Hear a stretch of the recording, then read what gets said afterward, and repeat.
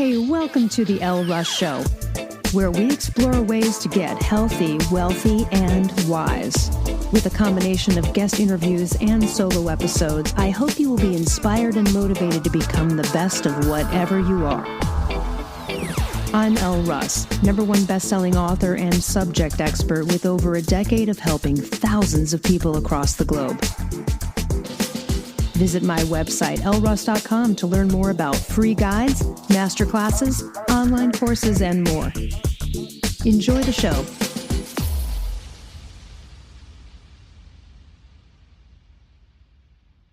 All right, we have Rochelle Hacias on the show today. She's a board-certified health and wellness coach and a functional nutrition expert.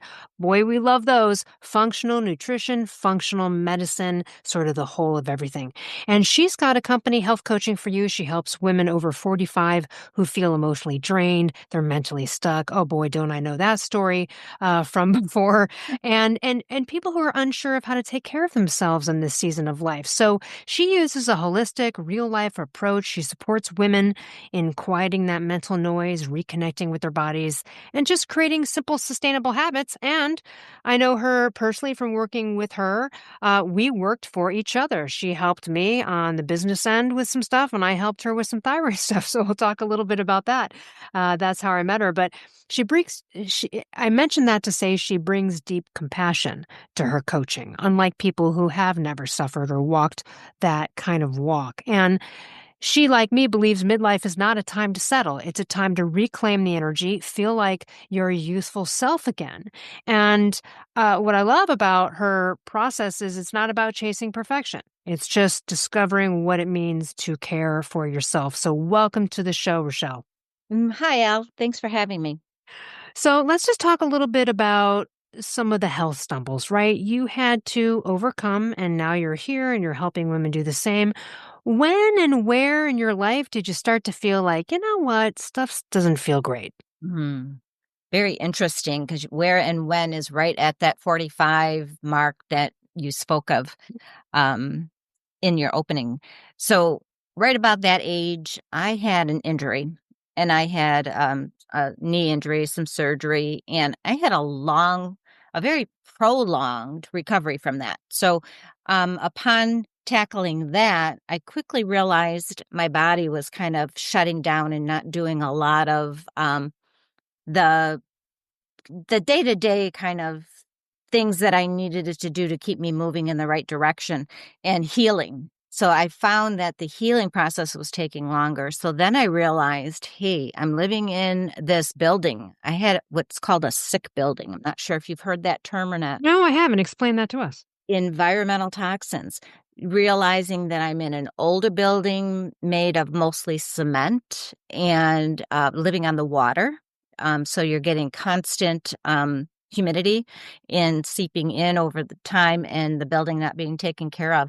So what that Was it declared that, or did you just realize that? Because when you mentioned the term, I just thought, did someone like officially stamp it as that, and that's how you knew, or you just kind of came to that conclusion? Okay.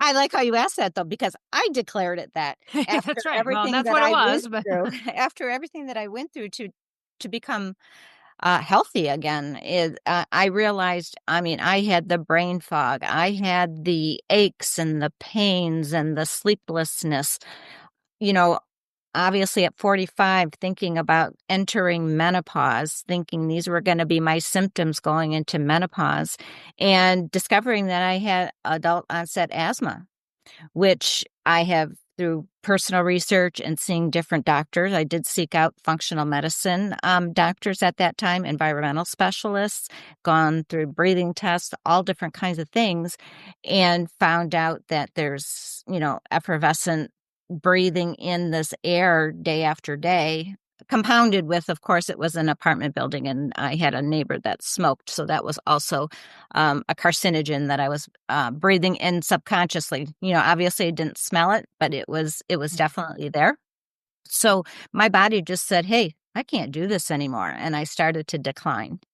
And that's impacted my healing and my knee surgery. So it took me 2 good years to recover from a simple laparoscopic knee procedure, which should have taken me 3 to 4 months, 6 months. Right. I just walked the the dog the other day, and there's a neighbor down the street who we've seen since he got out of the surgery, and that was nothing. You know Mhm. what I mean? And he's old, and he's Yeah, old. So, I yeah, was so shocked. right, Yeah, what yeah, for sure. aside from the not healing of the knee and noticing that this was prolonged, what was the decline? What were the symptoms aside from obviously you can't breathe, there's issues there. What were some other things happening to you that you were like, "Uh-oh." The biggest thing was lack of energy and brain fog. Yeah. So Tell us how that that brain fog what did that brain fog feel like to you, and how would you describe brain fog? Oh, that's a very interesting question because obviously it's a very personal question because everybody experiences brain fog differently. But I felt that I could not find my words. I Mhm. was searching in my head for my words. And then I was also waking up every day, literally in a fog, thinking about, not being able to, kind of comprehend my itinerary for the day. I was, Yeah. the overwhelm, all Mhm. of that kind of thing.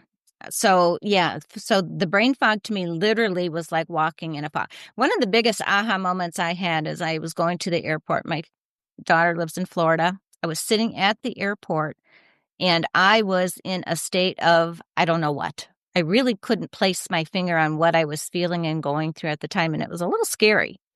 So that was my brain fog. That was the fact that I just didn't feel right. And I know there's a lot of women out there that feel that exact feeling. They can't put their finger on it. They do not know what's going on with them. Yeah, sometimes I describe it as um I don't get I got it a little bit with menopause and then, went through HRT to kind of resolve that.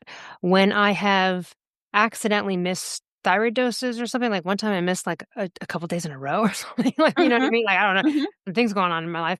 And that's when I will notice it, and sometimes it feels like hollow, empty brain, um, and it also feels like something up there, and then I also describe it like, it's like when everyone's had a stuffy cold before, and it's that 2nd day, and you blow your nose every second, and you're like, "Where's it coming from?" And you're staring into the wall, nothing's fun, you can't focus on everything, not watching something, not listening, like nothing's and you're just brain dead. It's that without the stuffiness too, and That's a really good explanation. you get into an accident. I mean, I know people have. Okay, so that Mhm. was really brutal, and then Yeah. how I long did actually it take you to discover what was going on there? Because I know part of it was thyroid, and you can talk about that whenever you want.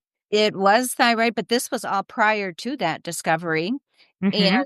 I went to, an environmental, expert doctor that put me through all the breathing tests and things like that to find out if I had basically, um, problems such as workers get in factories, from all Mhm. the, chemicals that they're Like coal exposed miners. to. Like, you're like Exactly, or, I find that a lot of this is in prisons.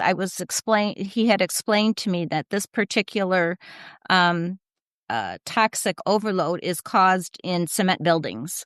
So that is, prisons is one of them because they don't take care of them so well, they're old, they get a lot of water, sand, that type of thing, so they see a lot of that kind of thing in prisoners. So technically, I guess you meant you were a prisoner in this You're apartment right, because building. I finally convinced my boyfriend at the time, who's now my husband, I finally convinced him to move. I said, "I need to get out of this building." Did a lot of legal things, I wrote to the state. I live in Michigan, so I wrote to the state of Michigan if there's anything I can do in a multi-unit dwelling. There was a bunch of things, and that's a whole nother story because there's no legislation protecting anybody in a multi-unit dwelling from this type of, exposure as Mm, well as cigarette smoke. If you can smoke sure. in your own home. So if you're in a multi-dwelling, that's considering your own home. So that's a whole nother path we don't need to go on. But Right. so I did that and I finally convinced him to move. We found another place where I was removed from all of that. And that started my healing journey. On top of that, I found a nurse practitioner that was practicing in functional allergy treatments. And it was a non invasive type of a treatment that worked with your plexus in your back, your meridian plexus. And I did a test and 150 different items. They decide, on a scale of, I think it was 1 to 100, where your worst carcinogens or your worst toxins are.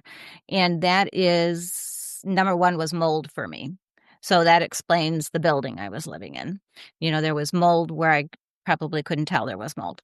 So, anyways, after seeing her probably for a good year and a half, I really, really felt much, much better. And then, of course, now I'm 5 years post living in that building and I'm so much better. But then again, I found that I was abnormal with my thyroid. So after, Yeah, and then, let's talk about that. So, because yeah, I reached out to you because you also happen to have expertise in a software system that I use. So I reached out to be like, pay you to help me. And then we get mhm, talking and you're like, hey, I think yeah. I have thyroid. But I forget, I believe you were already on some thyroid hormone replacement when we met and you just weren't optimized, or were you on it at all? I forget. No, when we first met and I first started helping you, I was not on any type of thyroid medicine. Okay, I, that's right. And I don't remember your labs, even though obviously I could probably pull them up somewhere. But of do you course. remember where do you remember, since, my audience does have, some familiarity with like thyroid. So do you remember where your free T3 was? Like, do you remember where things were? Interesting to talk to you about my thyroid journey because I recently had my doctor went on a maternity leave and didn't come back. So that's a whole nother story as well. That's right. But Right. what That's happened? but why but by the way, that's also the argument you and I would make for why you have to become your own, top-notch expert in whatever it is that's ailing you, right? Oh Because my goodness. doctors come and go and you got to know what's up. That's absolutely true. And that's why coaching is so good because it helps you find those areas that you need to be your own health advocate in. Because, some people may not be as intuitive as you and I are because, you think that everybody knows what we know and they don't. So I think there's such an educational curve in our society right now because people are really focusing on their health a lot more than they ever used to. Mhm. So I think that's why I find health coaching and life coaching and all of the coaching is so, so paramount right now. So Yeah, anyway, it is.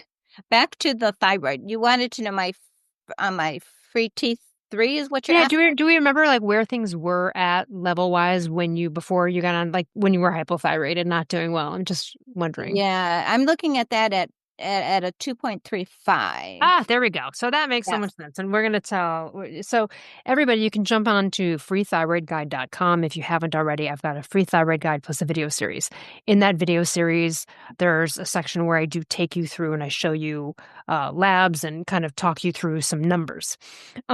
Usually the free T3 reference range is 2.0 to 4.0 or 2.2 to 4.2, something like that in the States. But it doesn't matter if you're in Canada or another country, it might be 3 to 6. Okay, either way, people who are not on thyroid hormone replacement and are doing well and they're good and they got no problems in this world, those people are usually in the middle of the range. When you're hypothyroid, you could be at the very bottom, like she was. She's at 2.35. It was probably roughly at the bottom of the range. I've been below the range, at the bottom of the range, but you can also be a few points below the mid range, and a doctor will discount you. And we both Mhm. know, and Rochelle is skilled in this now enough to know that it's not what's within range, it's what's optimal. So now people on thyroid hormone replacement, it's different. And there's so many nuances to this. So I can't get into the weeds because, of course, I have a whole course and all this stuff. But the bottom line is most people on a thyroid hormone replacement that contains T4 and T3 usually need to be at the mid-range or sometimes above the mid-range and sometimes top of the range. Is individual. So I'm assuming your free T3 is above the mid-range at this point. Interesting story because it has been up until my doctor went on her maternity leave. And then I got another doctor. And, as far as him wanting to prescribe things for me, he suggested going down in my dosage. And And he suggested going down. Why? Because your TSH was suppressed. you got it. Oh, gosh. Got Did you it. explain it to him? I tried. But this was Okay. a particular doctor within the practice that I had been going to that I moved away from when I found my other doctor. Right. That So you just got to keep searching now. I do, and I did. I actually have an appointment on Friday. I'll let you know next week because Okay, I great. And then I what I love about this too is like, hey, Rochelle and I are health coaches. We do this stuff But that doesn't mean we don't also have issues finding there's uninformed doctors are freaking everywhere. It's a problem for everyone. And even if you're knowledgeable enough to relate the information, look, I have gone to doctors and handed them my book and said, look, I'm a number one best-selling thyroid expert. My labs are going to look different than when you're traditionally taught. I hate to say it, but I do know more than you, and I can guarantee it. But I want to tell you, if you have any issues with my thyroid labs, please come to me and ask me so that I can educate you on why they look strange and unlike your other ones. Okay? Mhm. And I'll do that. And they'll still write me and go, hey, your thyroid labs like look abnormal, blah, blah, blah. And I'm like, Yes. oh my God, dude, I'm a fucking number one best-selling author, fuckers. You're not even, I brought you the book. You don't even call me. You'd think they'd be interested. See, that's the thing. They're not. You think they'd go, No. who's this chick coming in here who's telling me something I didn't learn? It's the opposite of what I learned. And if she's saying, hey, if my stuff looks weird, you just ask me, why didn't she call me and go, hey, this does look weird to me? In fact, it looks concerning. So explain to me why I shouldn't be concerned. They don't care. They don't want to learn. They don't have the time. Okay. No. So it And I even did happens to me. It happens to you. You find a good doctor, right? So it's all of yes. us really, because unless you have an MD and can prescribe for yourself, or you live in Cyprus or Mexico where you can walk into a fucking, and grab it, whatever you need, you've got to sometimes keep searching. I mean, look, after that incident, even though I don't need her for my thyroid hormone replacement. I don't. Mhm. Uh, but I was like, you know what? Bad taste in my mouth. I went and found another dude, you know? And then I go to that dude and he knows. He goes, oh, I know reverse T3. I get you. He gets it. But then when it Mhm. comes time for testing, he's like, sorry, we can't test for T3. They won't, you'd have to pay for it. And I was like, Oh, isn't that weird that you know what you know, yet you're working for a company that doesn't allow the testing that's required of the thing that you and I both know? So he's yes. stuck in it too. He Yes. can't get out either. So, anyways, that's a rant. But it, because if anyone's listening that's a health coach, or, we may be experts on topics, but it doesn't mean we can go prescribe for ourselves or even convince an uninformed doctor. But, Yes. sometimes we can, and it's always worth the shot. And if not, then you just move on. Um, all right. And So, that's exactly what I'm doing. I'm moving on. I found a practice that's ran by a endocrinologist.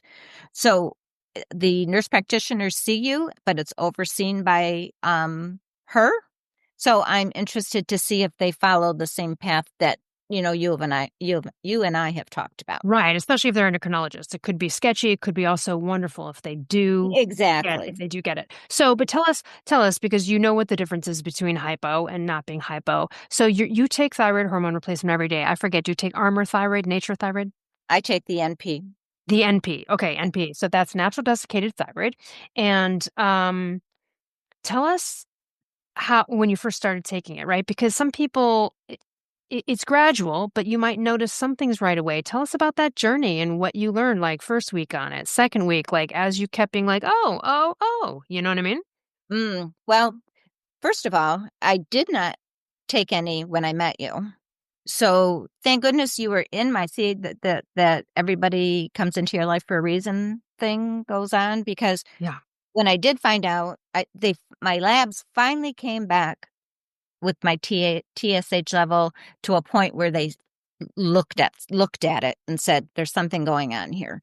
I've tried to have testing done my whole life and nothing's ever come back abnormal. So I think I've probably had this condition previous, but finally something came back where somebody was going to listen to it. So anyways, I've started taking the hormones, but I was in huge discussion with you when all of this happened. So thankfully, you were part of my journey because I did not have to experiment with dosages. I didn't have to experiment with Synthroid. I didn't have to Right. experiment with any of that because you told me what to go to.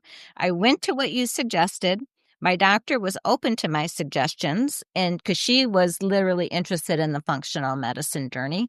So, in all of the discussion between you and the doctor and I, we just got a dosage and I felt fine. I got my energy level, all of that was much, much better. And I was doing really good. The one mistake I made is with this other doctor that came into the picture because of the maternity leave was the fact that he had labs done and I mentioned that I had some anxiousness. So he thought maybe my levels were too high. My dosage was too high. Oh So gosh. so he took I see. So he took the anxiousness vibe. Yes, but I don't. to, oh, you must be hyper. Yes, exactly, Mm. exactly. And, That's such a common mistake. I just, in my book, I talk about this, but I had a doctor look at me and says, I can tell you're hyperthyroid because of how fast you're talking. oh, And I've always talked I fast, said, I I get said, it. have we fucking met? I'm from downtown Chicago, been talking this fast since the fucking day I was born. I said, what kind of medical diagnostic is that? That's That's not a funny you medical. said that. I can tell you're hyper because you talk too fast, bitch. I was so stupid. What a dumb thing to say. Well, Elle, it's funny because you and I've talked about this before. Because 'cause I'm from Michigan, and I've talked like that my whole life myself, so Right. I get it. And my daughter and I, we always joke because 'cause we're the Gilmore Girls, if you remember Gilmore Girls. They Yeah. talk very fast to each other all the time, and so it's funny because I went to a doctor's office the other day, and the medical assistant was talking so fast, she goes, "Yeah, I know, I'm like the Gilmore Girls." And I said, "I know exactly what you're talking about." So on that Well, side well, note. I'm going to blast from the past to my audition days as an actor, and it was great. I had a situation where this was still snail mail days, and I had a bunch of like leftover headshots and like casting director like labels, and I just was like, "Fuck it," and I threw them out there. And a casting director for Gilmore Girls was from Chicago. She saw that I had Second City on my resume, which is like a famous comedy theater. She Yep. called me in for a guest star role on Gilmore Girls, which is always really substantial audition when you have a guest star. It's not 5 lines. It's like you're kind of a major part. Is you get like 10 grand minimum just to show up for the show. So usually have like several paragraphs of lines and scenes. Like And so Suki. yeah, that was just so nice of them. I didn't get the role, but I remember being called in for Gilmore Girls. So yeah, Ah, great. cool. Let's talk a Yeah. little bit about like the symptoms subsiding, the brain's tell us then like the contrast from what life became and also what your partner noticed, right? Because like that's always key. Whenever I talk to couples, right? And often it's the woman that's hypo. The guy will express things. And then as they're getting better, they'll be like, she's not asking for a nap. They'll notice the things. So what Mhm. has your partner said to you throughout this journey? What have they noticed? And then you or your friends noticed anything? Yes. Well, he's not a science guy, so he's kind of the opposite of us. When I start getting really deep into things, he doesn't quite understand. But as far as I probably the energy level, because, I don't need my naps anymore. Yep. I find that since I've been on the thyroid medication, it's my energy level goes all day. The Yep. only time that I feel bad is don't if I eat bad. Like if, Right. I make some wrong choices in the type of food that I'm eating or, and I don't drink alcohol that often anymore, but if I have one drink, I notice the difference. So Mm-hmm. those type of things. I mean, he probably notices, done a 360 as far as how I take care of my body and I eat. Um, and I got him. He's lost 20 pounds through fruition of everything that I've been doing. So I think, Wow, that always, that I love that by the way, because it's just by being in your presence, and if you're the one that's mostly doing some of the shopping or the cooking or things like that, it yeah. just has a profound effect on the other person. So that's wonderful. 20 pounds. Yeah. And then initially when I did start that journey, I lost I lost about 25 pounds initially. Yeah, When I let's talk about the hypo weight too, because as the brain, like as you're, taking the dose and you're increasing, because, it's not like you just get on the right dose from the moment, right? It took a Mhm. couple of months. So once you got up to that, did you notice that from taking the pill to being optimized on it, that you just naturally dropped off bloat and weight? Because I noticed that. And then clients will call me and they're like, well, I did lose 10 pounds last month, even though they didn't exercise. But they did notice that they were able to eat more, they were more satiated, and they naturally were like, oh my gosh, it's kind of falling off of me. What was your experience with that initial, do you know what I mean? Hypo weight loss. That was it exactly. That and working with the nurse practitioner that was doing the holistic allergy treatments. She, of course, put me on a pretty strict diet in the beginning, somewhat of an elimination diet, Hmm. where, I kind of just did the detox with, the major things that you take out of your diet. So that helped as well because it jump started my metabolism back. So that in combining the thyroid medication, I thought was like it was like the perfect storm for me. Now, of course, since I probably put back on maybe 5 to 10 of those pounds, and that's just probably because I feel better, and then probably more muscle versus fat, if you will. Hmm. Yeah, it's a So I think recomposition, distribution of, yeah. exactly, exactly, and then just making better choices after having been through the journey. You know more what you need to do for your body, and everybody's body is individualized. So once I tuned in even further into my own body, that's what really made me realize how many people really don't know their journey.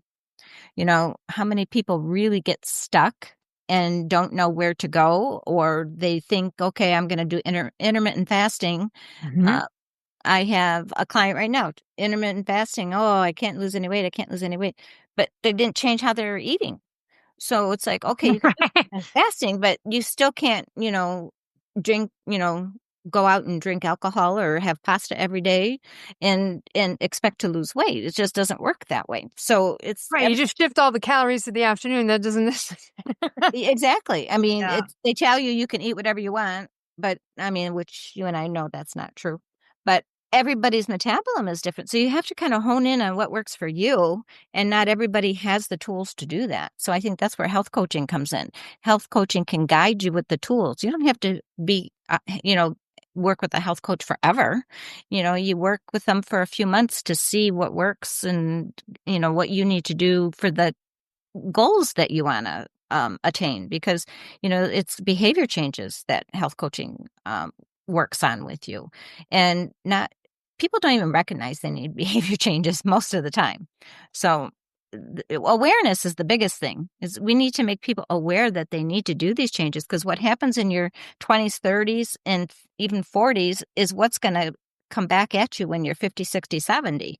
And now that, our society is just living longer, we're more active, we need to be, in our prime shape when we're 70 and 80 years old. We don't want to be debilitated and having knee replacements and hip replacements and, all of the components and just chronic disease in general of, as a result of everything we've done in our younger years. So even Uh, educating the young people. yeah, absolutely, and I no, went on my tangent.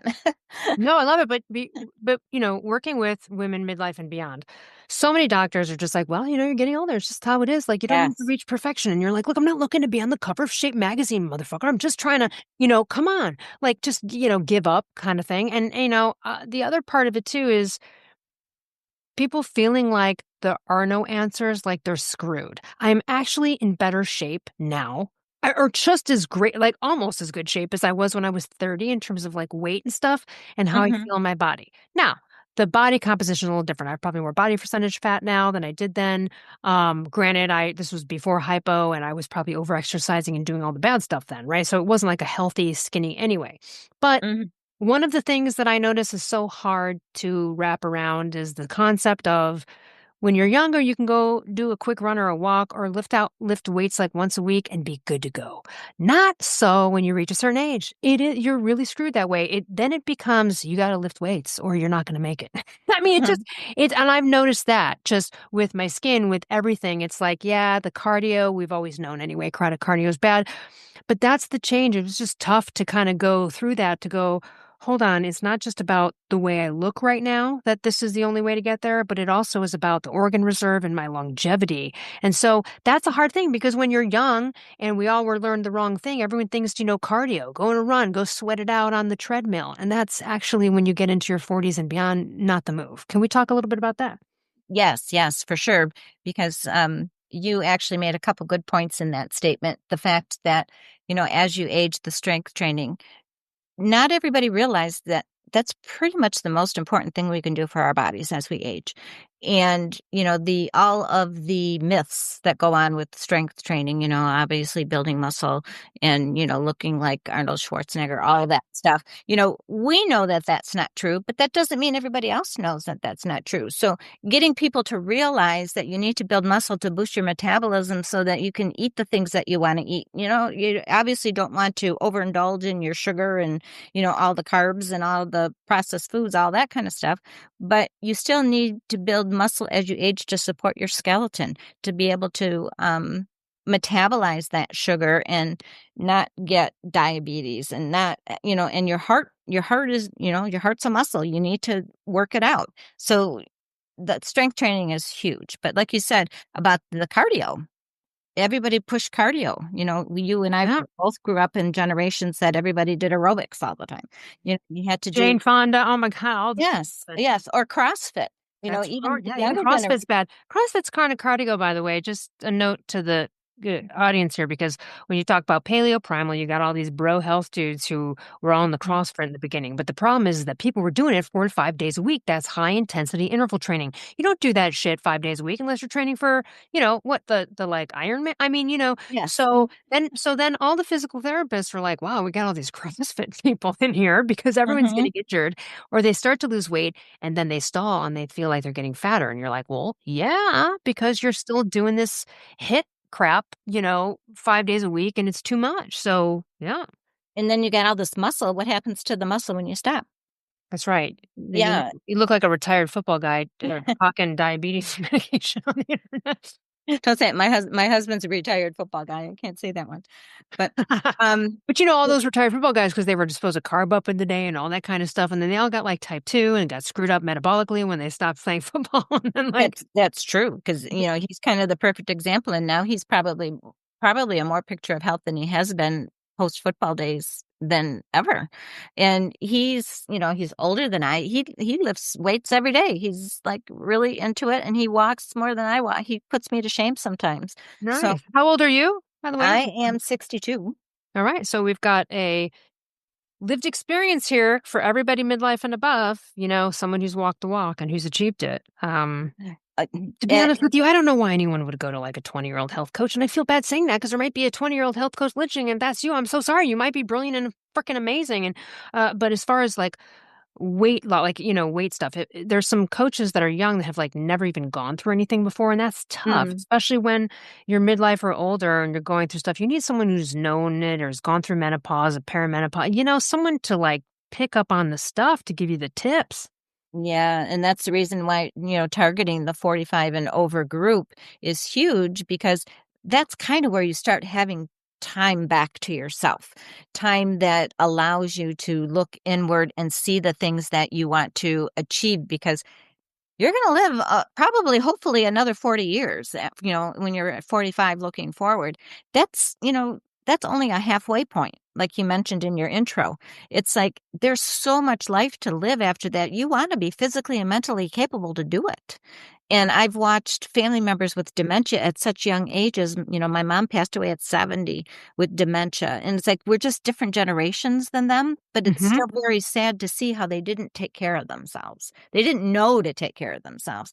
And, And a lot of them have diverticulitis and stuff because mm, at certain times, they didn't have whole foods. They had canned vegetables. If you lived in Pennsylvania back in mm, 19, whatever, like, you know what I'm saying? Like, they didn't have fresh veggies at the farmer's market and stuff. So it's no, like, but then, World War II, you right? had everything stuffed in your basement. It's like that's what you were used to. That's what you were used to, or processed foods, That's eating right. the sausage and the hot dogs and the bologna and all of that stuff that we grew up on. And it's like you look back at that now and go, oh my goodness.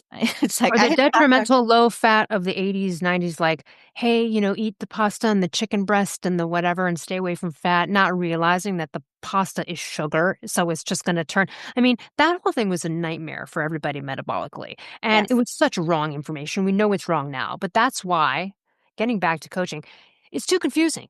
You Google something. I mean, listen, if you try to AI thyroid, good luck. It's going to get it wrong every time. I've tried to Mm, shoot a million scenarios into it to see even if it will get it and it won't. mm, You can Google, like, are potatoes bad? There's going to be 15 articles with medical studies. If you go look in the medical studies, they're bullshit. But still, there's all of this information out there. It's hard to discern. And so when you have a health coach that's helping you sort of find your intuitive eating and what works for you and what doesn't, what foods are right, um, it's such a personal accountability, fun biohacking experience to do that versus just try to hit Google and see if you can get some answers. And as a health coach, we're not trying to put you on a diet. We're not trying to, put you on a exercise routine or do anything that you don't want to do. It's all autonomous. It's like it's you guide the client on the journey to achieve, their life goals, whatever that is for that particular individual. That's the fascinating part to me about becoming a health coach is because everyone's journey is different. And, not everybody's journey is going to be like mine or yours. It's going to be completely different. The weight loss factor, I didn't ever have that much of a weight problem in my life, but you always have a time, especially approaching menopause, Hmm. I'm particularly focusing on menopause in my practice, but it comes with being 45 and over that there's a lot of things that go into menopause, but there's also symptoms that are disguised, either menopause or other things such as thyroid. So, Yeah, well, that's the thing too, because you could have brain fog with the menopause. It's menopausal brain fog, and it's not mm, thyroid; it's the menopause. But mm, also, I was on thyroid. I'm on thyroid hormone replacement, so I know my thyroid clearly. Like, I know what I'm doing. And when I mhm. started to get some general malaise and brain fog, I knew it wasn't my thyroid. Well, it was testosterone. So that's why this is a tricky time. And the other thing I always mention, and I know you'd agree with me on this, is that 40s especially, get your thyroid tested properly, optimize it if there's a problem, figure it out, because then you're going to have a better platform by which to judge menopause symptoms as menopause symptoms versus thyroid. And Yes. right. And, you did a little after, but it is harder when you're going through menopause and you're having a thyroid problem. Damn it, man. That's a little bit of a tough situation. Or just a harder biohack, a little bit longer. So, yeah, obviously, recommend everyone get their thyroid checked, but particularly important in menopause because, again, like you said, those symptoms can kind of cross over. Yes, and other things such as fibromyalgia and, other types of underlying even autoimmune diseases that happen especially to women more so than men. And they, oh, by the way, happen coincidingly with menopause as well. So, Hmm. there's so many factors of a disease that could transpire within your menopause years and you don't even have a clue they're happening. So it's nice to see that lab tests, I mean, everything's becoming more available, and there are doctors out there that are definitely finding the functional medicine path versus the traditional medicine. Because in my past, I worked in surgery in an operating room, and having to see doctors firsthand, the differences between doctors is amazing. And then, Hmm. of course, my own journey, finding out, like you mentioned, go to this doctor, go to that doctor. This one didn't work. Let's go to this one. That's so frustrating. It So is. frustrating. So it's nice to see that these younger doctors coming out of, DO school instead of MD school, that, they're getting it.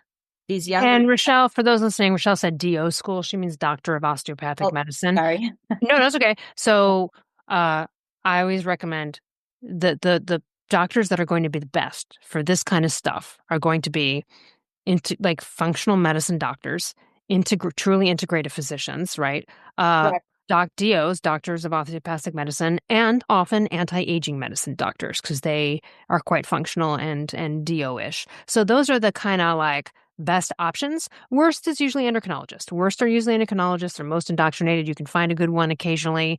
If one's associated, like you said, you might have one associated with this good practice over here. Yeah. That could work, but often they're not the first choice, and most people think that they should be the first choice. So I wanted to spell that. Hmm. Yes, I'll have an interesting journey, so I'll definitely let you know how that works.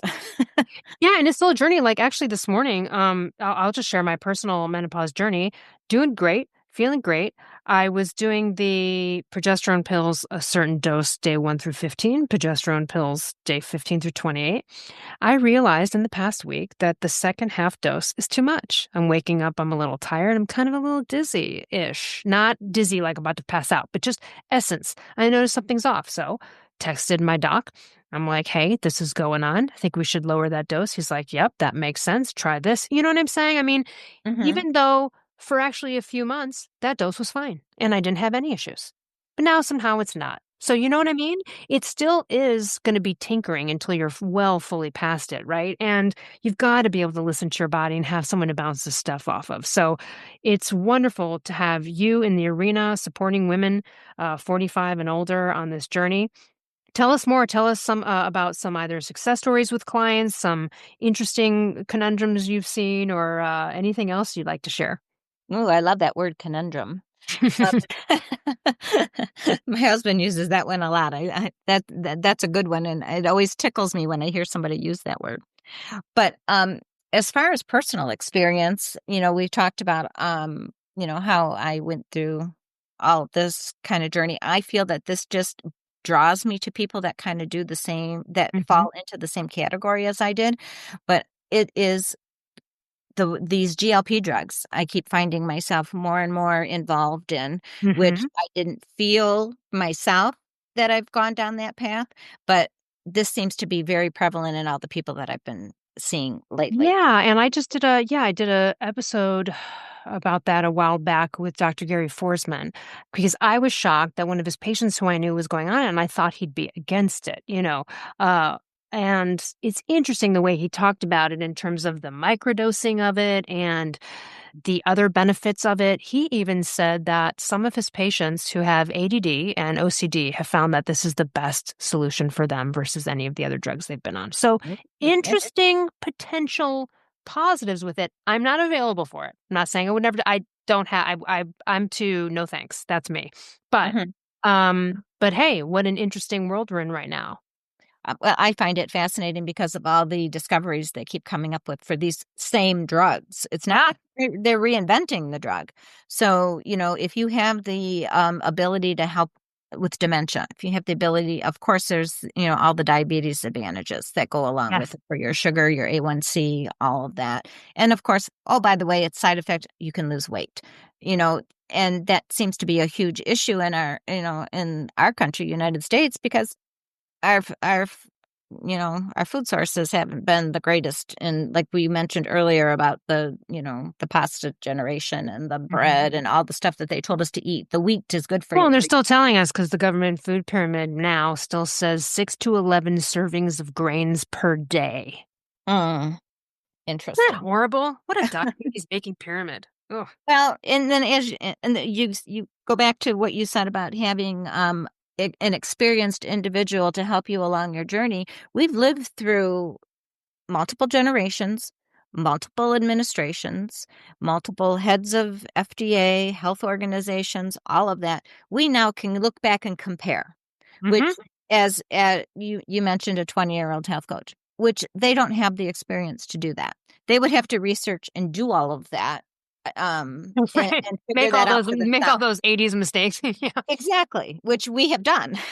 So, but we also can, and I find the last probably 3 administrations that we've had now, 3, 4 maybe, the differences in what can happen to our country in the matter of 4 years all the way around, no matter who's in the office, what side, not to get into politics, but whoever's in the office has the ability to change things, and they change things that they feel is right. And I get that. And we have lived through the trial and errors of our FDA and our, obviously the pandemic. That was something that was a learning curve for everybody. Mhm. And with all of that in our experience, we have that to draw from. So, it just gives, I don't know where I was going with that, Al, but Yeah, no, I get you. It's a broadened experience when you're not. Well, it's like here's the thing. It's like you can go research the 70s, or you could have lived there. You know what I mean? yeah, Like, yeah, right? If you're going to write a movie on the 80s, I'm sure the person that went through it might have some better suggestions or might be able to correct true. who's just researching it. So yeah, lived experience so different. And it is interesting, like you said, that's an interesting point to look at. Well, first of all, that government food pyramid has pretty much stayed the fucking It same. has, It's it been has. pretty bad. That's the one bad thing. Um, but in general, what we've also been through is all of these different fads based on the BS that's been put out in any administration, bad or good, right? So we've been, Right. oh yeah, hey, low fat, okay, we'll do low fat. Oh, bacon's bad. Oh, butter's bad. Then Time Magazine, 25 years later, butter's good. It was never bad. We're like, damn it, right? So it's like we've lived through all of them. Yes. Yeah. And eggs too is another one. That's right. I don't eat too many eggs. Oh my gosh, I hear that. Yeah. I But remember, yeah, that's so funny. yeah. Well, but where I was going with the GLP drugs, I see that a lot of clients now, they of course go through, I don't know, say a year and a half or something on these injections. And then, of course they're coming down in price, but they're still expensive. And they have to stop because they can't afford it. Mm-hmm. And then who supports them afterwards? So that's where I find that I've been most beneficial in the changes in making the lifestyle changes that they need to come off those drugs. There's That's such right, a or you wanna use it for a little bit to achieve something, right? right. And then maybe, you wean off with your doctor while you work on health coaching to change habits and mindset and all of that. Yeah, I just think there's such a gap there to be filled by a health coach that, I people need it. They think they can do it, but it's just too hard. It's just too hard. Yeah. So that's where I've been seeing a lot of really, really good work by people understanding because being lifelong obese, it's not fun. It's not fun. So when you see that the light at the end of the tunnel or the other side of the rainbow, Yes. you don't want to go back.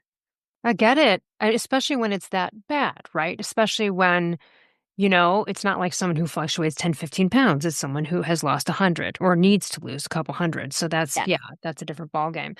Tell everyone, we'll put everything in the show notes to connect with you, but tell us, how do you work with individuals? Do you work with groups? Where can we reach out and talk to you to get health coaching? Yes, I have my website, healthcoachingforyou.com. You can find me there. There's all kinds of little forums on there that you can write me little notes and get in touch with me there. I do have a resource available. I have a little ebook out there that you can sign up for that is to get you kind of launched into that life of longevity, because I find, back to what I said, it's so important to be mentally and physically able to support yourself in your 70s and 80s and be there for your grandkids or whatever, your travel. So many people want to travel when they retire and they're not able to because they can't walk. So Mm. there's so much out there. And I do work with groups locally here in Michigan. I've been doing some workshops, and then I have the ability, of course, to do one-on-one coaching, which is where all the magic happens. So all the details are on my website. Excellent. Healthcoachingforyou.com. You got it. All right. Well, thank you so much, Rochelle. I'm so grateful to have met you, and I'm so glad that you are of now. You're in this arena, Yeah. I'm helping others excited. achieve the same. Yeah. Thank you, Elle, for having me and giving me this opportunity. I appreciate it. Oh, thank you. And for everyone else, we'll see you next week. Hey, thanks for listening. If you enjoyed this show, I would so appreciate you leaving a review on Apple or Spotify or wherever you get your podcasts. And to learn more about partner discounts on amazing products, visit ellruss.com/discounts.